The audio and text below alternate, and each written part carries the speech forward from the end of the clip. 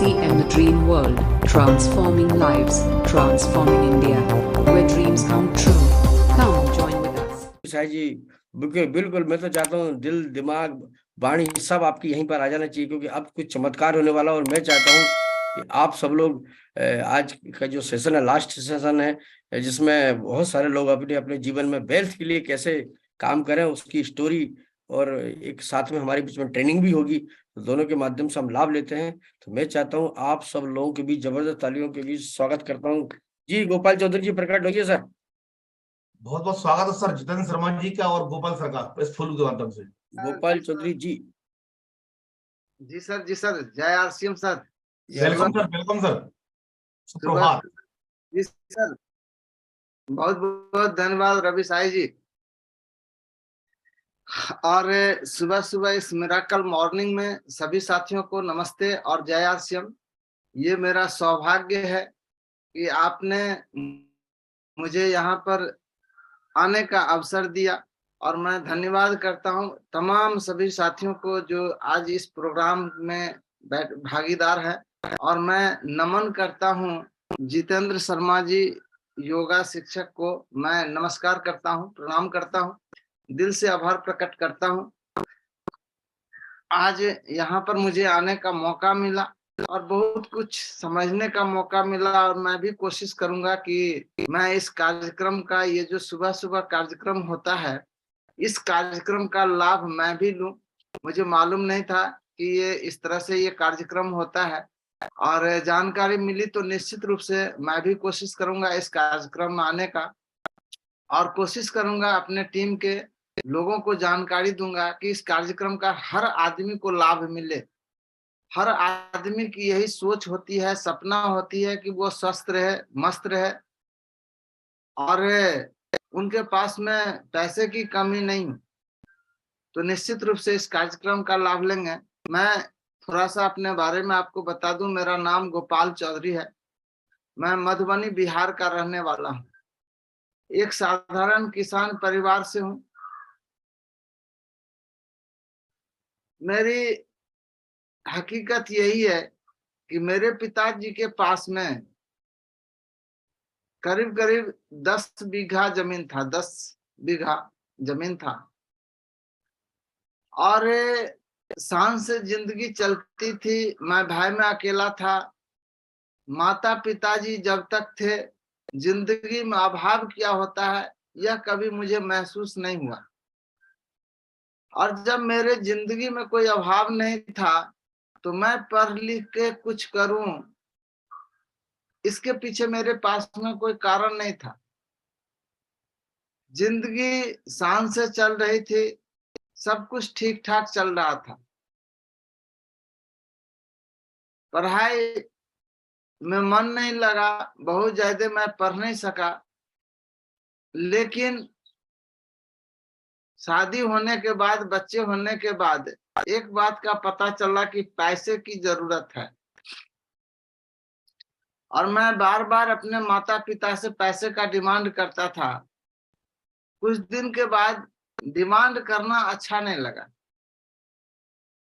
जैसे डिमांड करना अच्छा नहीं लगा तो मन में एक विचार आया कि बार बार मैं अपने माता पिता से पैसा मांगता हूँ, क्यों ना एक ही बार पैसा मांगूं। और उसके बाद दिमाग में एक आइडिया आया कि मैं दुकान खोलूंगा, और रेडीमेड कपड़ा का दुकान खोला।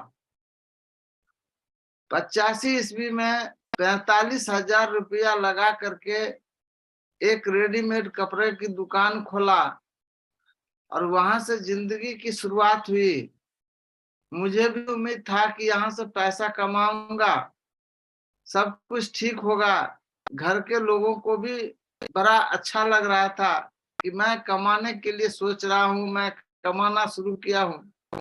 लेकिन कुछ दिन के बाद पता चला कि बिजनेस केवल पूंजी से नहीं चलता है, बल्कि बिजनेस को चलाने के लिए अच्छा अनुभव भी होना जरूरी है। और धीरे धीरे दुकानदारी फेल होने लगा। उसी समय में किसी ने सलाह दे दिया कि शिक्षित बेरोजगारी वाला पैसा लेना है, लोन लेना है, और एक टाली खपरा उद्योग खोलना है। और उस प्रोसेस में लग गया। फिर मैंने एक टाली खपरा भट्ठा के ऊपर में सरकार से 35,000 रुपया लोन लिया और खपरा का भट्ठा खोल दिया।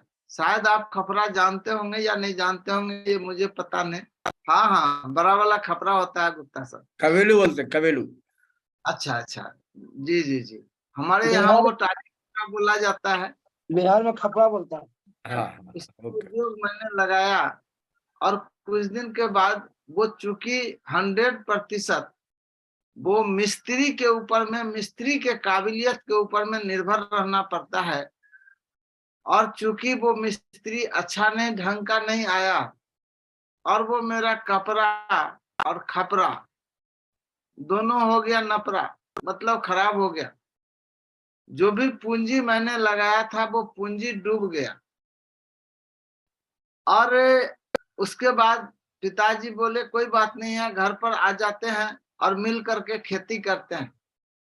कुछ दिन खेती बाड़ी किया, लेकिन 1995 में हमारे एक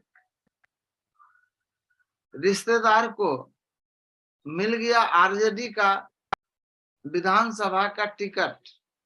और वो आए और बोले कि यदि आप लोग इस तरह से बैठे रहेंगे तो हम चुनाव कैसे जीतेंगे। मुझे भी समझ में आया, मेरे पिताजी को भी समझ में आया कि इन्हें मदद करनी चाहिए। और हमने 2 पैजामा कुर्ता सिलाया। आपको मालूम होगा कि बिहार में जो लोग राजनीति करते हैं वो धोती कुर्ता या पैजामा कुर्ता बड़े शौक से पहनते हैं। और मैंने भी वो पैजामा कुर्ता बनवाया और हम बन गए नेताजी, उनके साथ घूमने लगे। संजोग था कि चुनाव जीत गए 95 में, और ज्यादा समय मेरा उन्हीं के साथ गुजरने लगा। उसी दरमियान में मेरे जो ससुर जी थे वो सेल्टेक्स में बड़ा बाबू थे, और वो 96 में रिटायर करते हैं। और जब 96 में रिटायर करते हैं तो मेरे ससुर जी, मेरे साले लोगों के दिमाग में आया क्यों ना सिनेमा हॉल खोला जाए। 1995-96 से लेकर के 20 तक, शायद आप लोगों के यहाँ भी ऐसा हुआ होगा, आप लोग तो बड़े शहर में रहते हैं, हम लोग गांव देहात में रहते हैं। एक टेम्परोरी सिनेमा हॉल चलता था बांस बल्ला का, और वो देहात सब में खुलता था। वो खोले और उसमें थोड़ा सा हमने उनको मदद किया। मदद करने की वजह से कुछ दिन के बाद पता चला कि हम उस सिनेमा हॉल का मैनेजर हो गए। 1,000 रुपया हमारे पत्नी को हमारे ससुर भेज देते थे, और हमारी पत्नी भी कहती थी आप वहीं पर रहिए। और सिनेमा हॉल का जो इधर उधर का पैसा आता था उससे भी बहुत अच्छा चाय पानी इधर उधर सब कुछ हो जाता था। मुझे भी अच्छा लगता था, लोगों के बीच में रहना अच्छा लगता था। मनोरंजन हॉल था ही, कोई दिक्कत नहीं था, गाड़ी चल रही थी। हमारे ससुर जी, साले जी एक सिनेमा हॉल से दूसरा सिनेमा हॉल खोल लिए, और दूसरा सिनेमा हॉल पर फुल्ली हम मैनेजर के रूप में रहने लगे। और हमारा जो सैलरी हुआ वो बढ़ के हो गया 1500। बड़े शान से चल रहे थे, बड़ा अच्छा लग रहा था, और लग रहा था क्या शान की जिंदगी है, सिनेमा हॉल का मैनेजर है। लोग मैनेजर साहब भी कहते थे।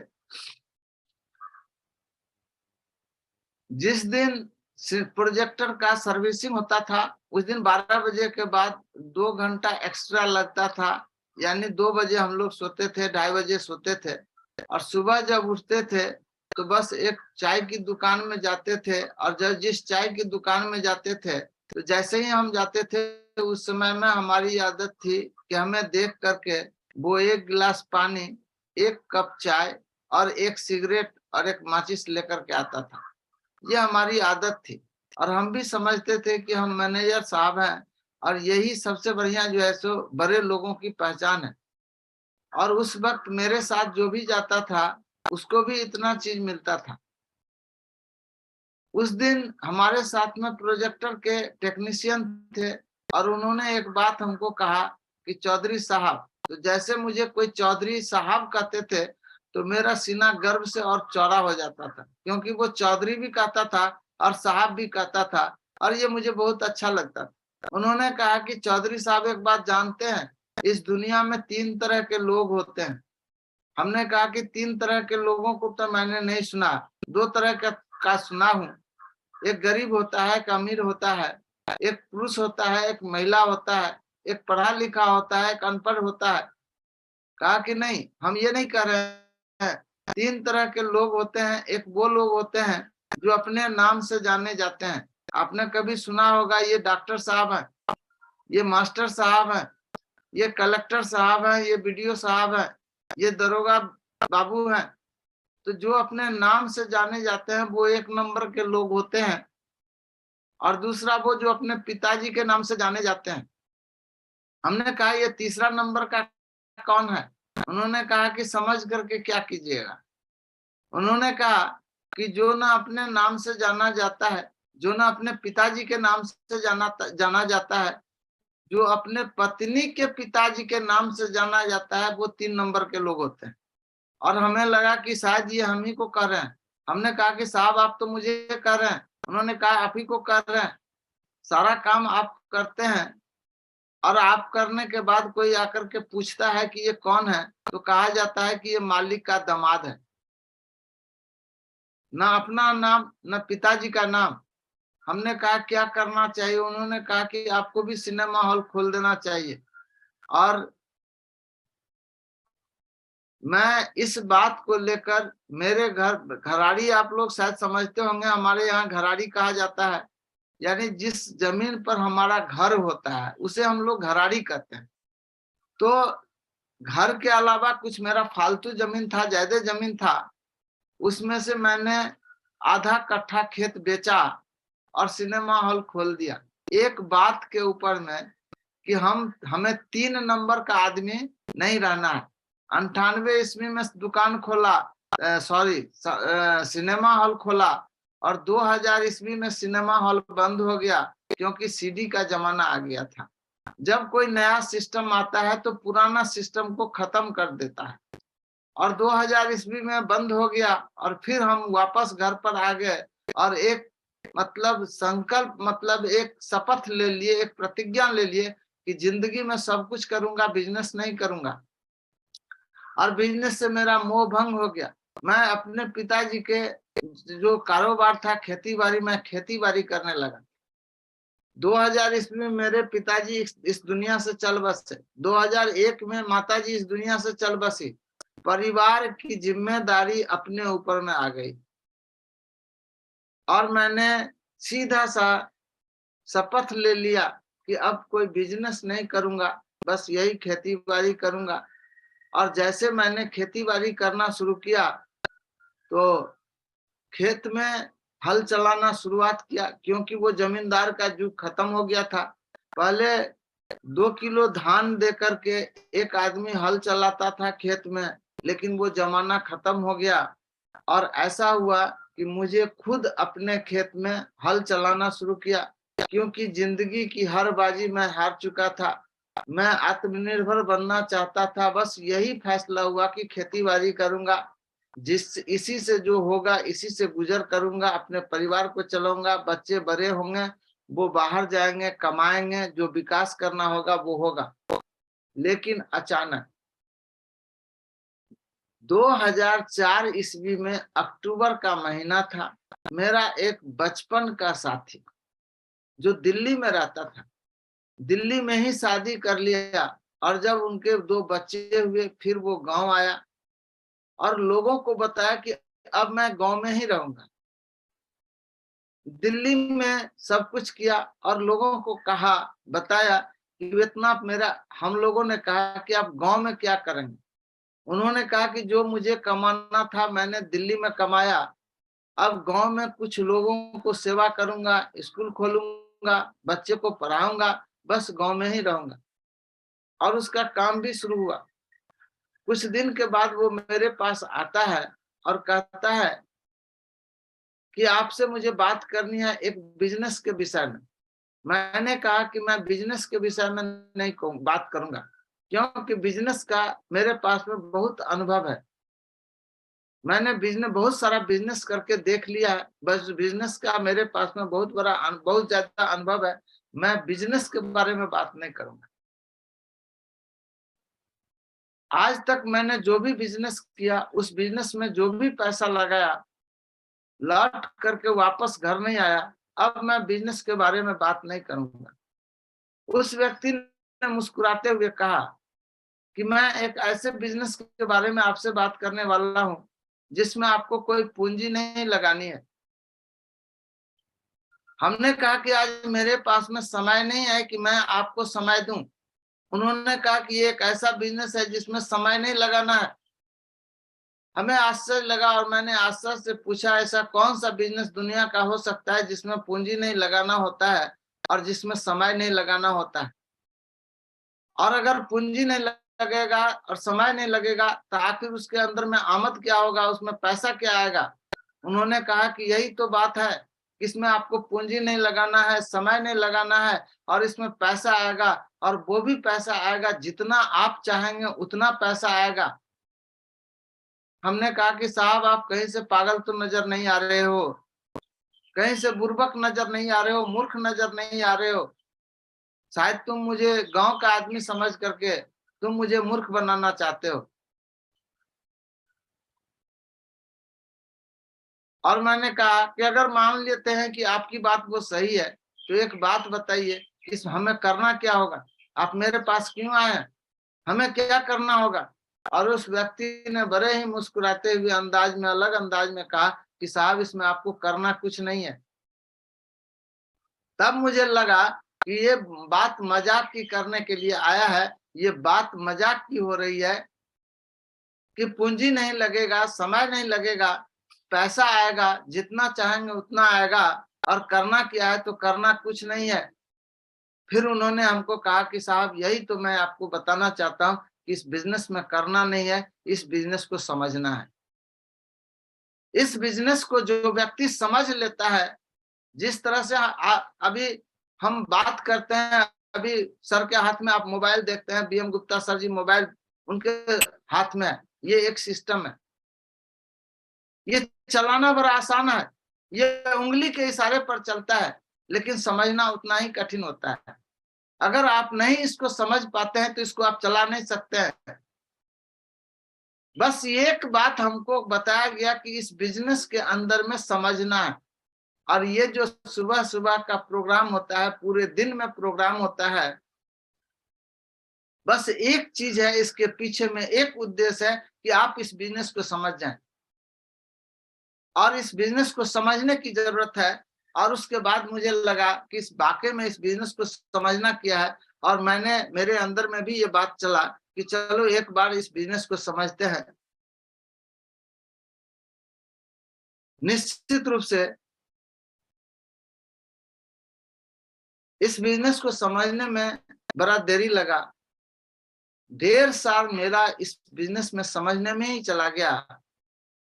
और जब 1.5 साल के बाद गुरुदेव आदरणीय बीसी सर का कार्यक्रम हुआ, और उस कार्यक्रम में हम जाने वाले नहीं थे, उस कार्यक्रम में हम जाने वाले नहीं थे, और मैंने अपना प्रॉब्लम बताया।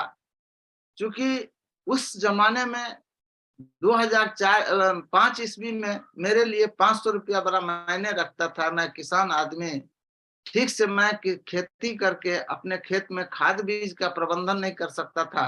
मेरे लिए 500 रुपया बड़ा जरूरी था। एक उनके साथ में शर्त लगी, और ये लगी कि आप उस मीटिंग में चलिए। अगर आप चलेंगे, अगर आप इस बिजनेस को नहीं समझ पाएंगे तो आपके ऊपर में 500 रुपया हमारा खर्च होगा, और यदि आप इस बिजनेस में समझ जाएंगे तो आप 500 रुपया आपका लगेगा।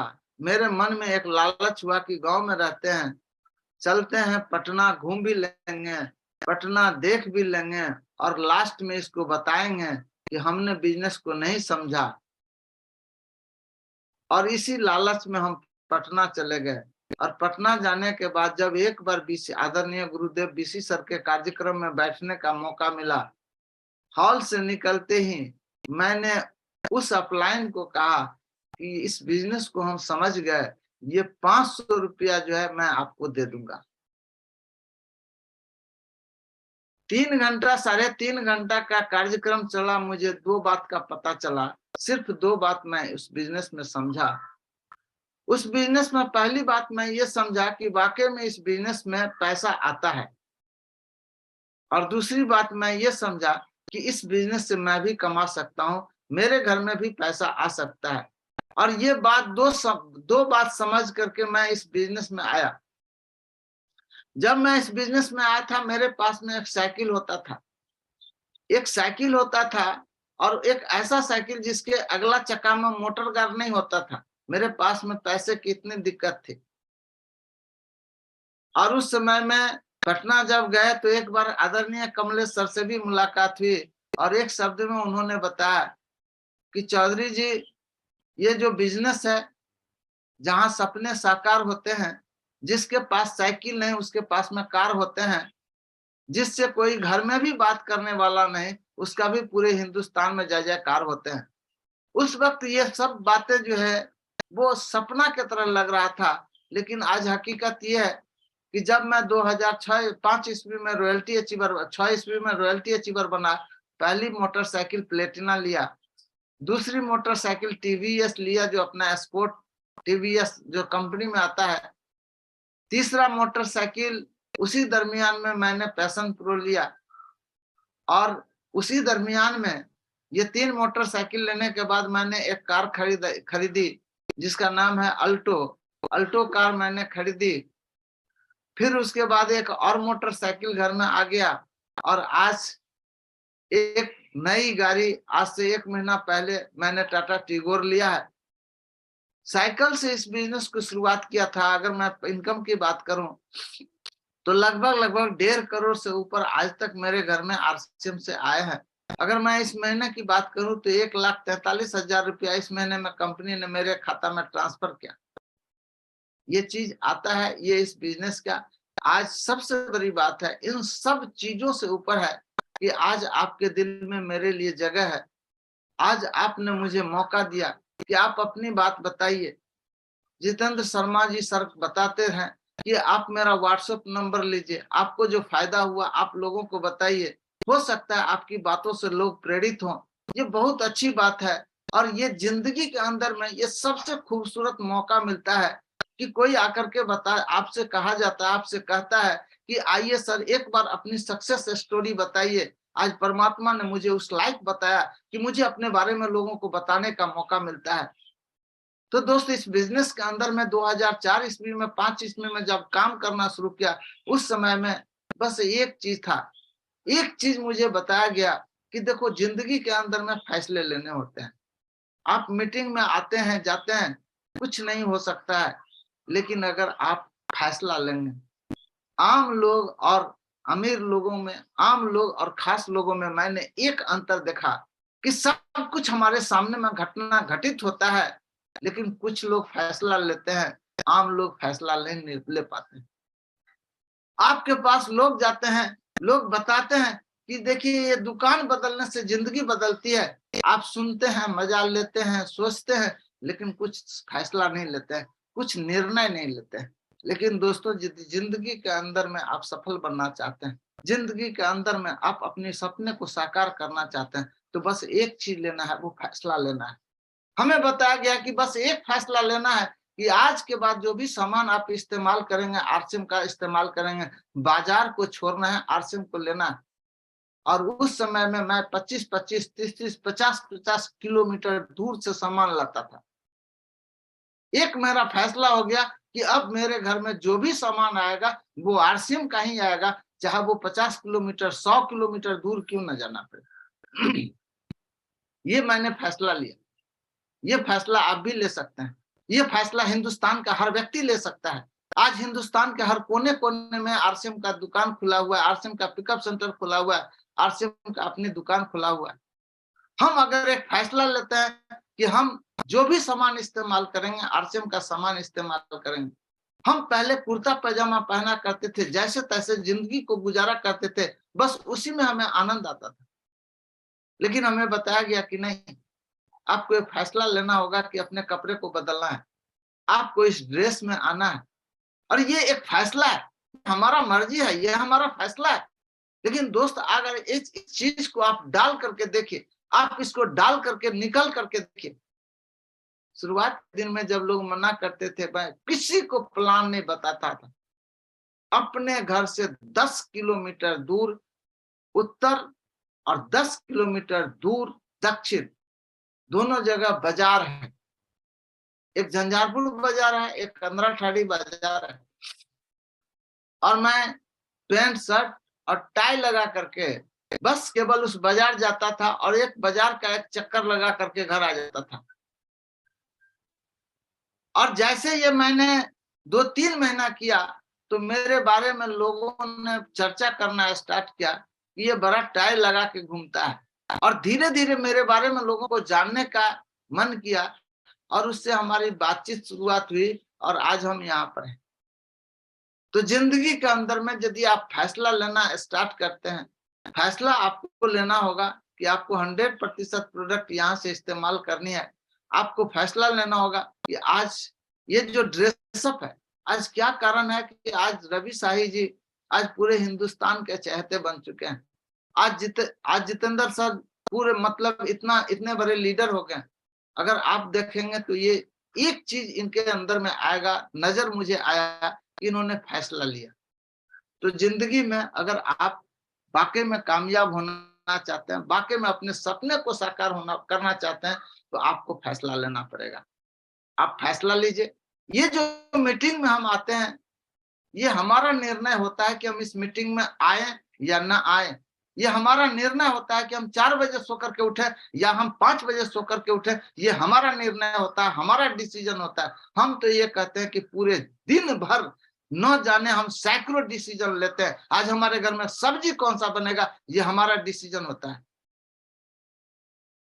बस उस डिसीजन से हमारे जिंदगी में कोई फर्क पड़े ना पड़े, लेकिन यहाँ पर जो डिसीजन लिया जाता है, इस परिवार में आकर के डिसीजन लिया जाता है, इन संगत में आकर के डिसीजन लिया जाता है। ये डिसीजन, ये निर्णय आपको महान बना सकता है, आपको रोल मॉडल बना सकता है। आप लाखों लोगों के दिलों में राज करने वाले बन सकते हैं। आप राजा बन सकते हैं, महाराजा बन सकते हैं। बस डिसीजन लेने की जरूरत है।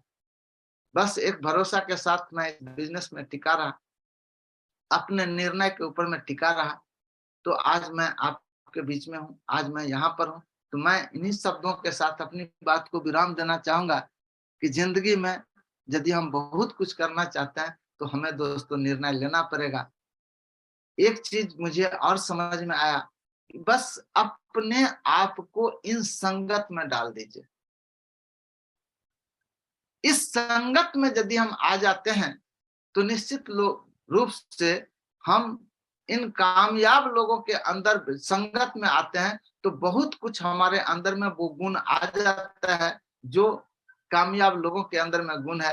तो रवि शाही जी भी आ गए हैं, तो मैं यदि शायद ज्यादा टाइम ले लिया हूं तो मैं क्षमा चाहता हूं, थोड़ा जोश में आ जाता हूँ आरसीएम के बिजनेस में। इन्हीं शब्दों के साथ मैं फिर से एक बार आप सभी साथियों को नमस्कार करता हूँ, दिल से धन्यवाद करता हूँ। आप जो मुझे इतना प्यार दिए हैं, सम्मान दिए, मैं दिल से आभार प्रकट करता हूँ। जी सर, नमस्कार, जय RCM, welcome Ravi Shahi ji. Thank you sir. वाकई आज गोपाल सर की कहानी ने पता नहीं आज कितने लोगों की जिंदगी को बदल दिया होगा, क्योंकि गोपाल सर ने कहा कि एक निर्णय व्यक्ति की जिंदगी बदल सकता है। जैसा कि स्वामी विवेकानंद ने कहा था, एक विचार लें, उस विचार को अपने मन में गहन करें, उस विचार पर काम करना शुरू कर दे, आप कामयाब हो सकते हैं। संगत का सर ने बोला, और संगत के बारे में बोला जाता है कि आप यदि 5 स्टार होटल में चाय पीने जाते हैं तो वो चाय 500 रुपए की होती है, वही चाय आप यदि फुटपाथ पे पीते तो 5 रुपए की होती है। सवाल जो होता है कि संगत का होता है आप कैसे लोगों के साथ रहते हैं। यदि आप नदी की संगत करोगे तो समुद्र तक जरूर पहुंच जाओगे साथियों। तो वाकई आज गोपाल सर के द्वारा जो कहानी बताई गई है, हम सबकी जिंदगी में बहुत बड़ा बदलाव लाएगी। बहुत बहुत धन्यवाद सर आपका। RCM, the dream world, transforming lives, transforming India, where dreams come true. Come join